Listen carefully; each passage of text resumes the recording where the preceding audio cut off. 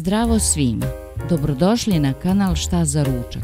Danas pravimo pohovane tikvice. Pripremimo 2 manje tikvice. Isečemo ih po dužini na tanke listove.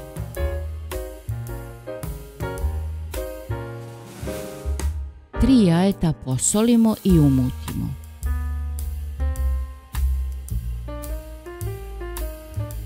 Tikvice valjamo u brašno i ređamo na poslužavnik.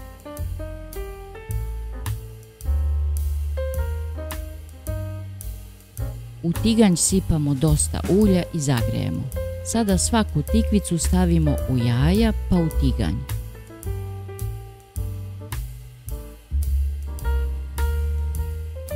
Pržimo ih na srednjoj temperaturi sa obe strane.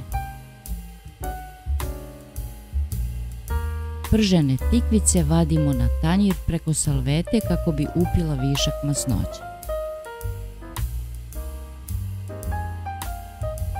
Ako vam se dopao ovaj recept, lajkujte i zapratite kanal. Prijatno!